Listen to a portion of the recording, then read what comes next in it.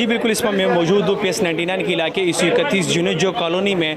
यहाँ पर काखिल बरदरी ने एक छोटा सा प्रोग्राम का इनेकाद किया गया है। इस हवाले से हम जानते हैं ताज़ा काखिल से कि वो क्या कहना चाहते हैं। मिनशैतानिर्रजीम। आज हमारी काखिल बरदरी ने एक प्रोग्राम ऑर्गेनाइज़ किया था।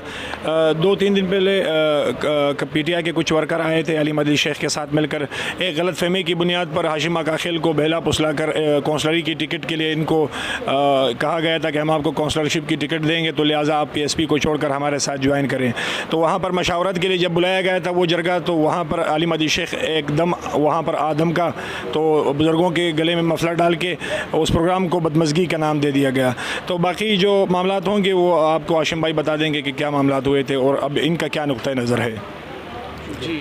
जी, जिस तरह ताज भाई ने वजाहत कर दी, मैंने भी कुछ देर पहले प्रेस कॉन्फ्रेंस में यही बात की है। बस जिस तरह मिसअंडरस्टैंडिंग में आए थे, मफलर वगैरह पहना दिए, तो उन्होंने मुझे काउंसलरी के सीट के लिए जो है ना ऑफ़र किया था।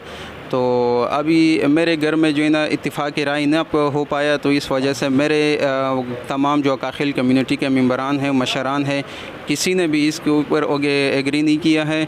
लेकिन स्टिल जो मेरे अपने घर के चाचू है अजी जानज़ेब खाना काखिल, वो PTI के लिए काम करेंगे हैं और मैंने PSP को अगेन ज्वाइन कर लिया है। और मैं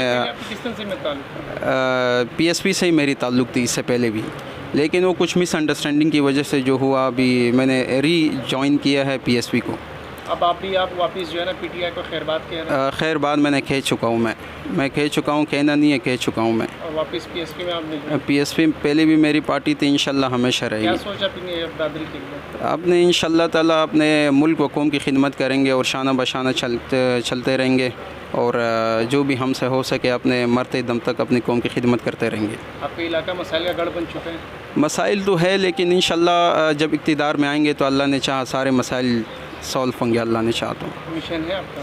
मिशन ही है, तो इसी वजह से प्रोटेस्ट कर रहे हैं अपनी कौम व मुल्क के लिए।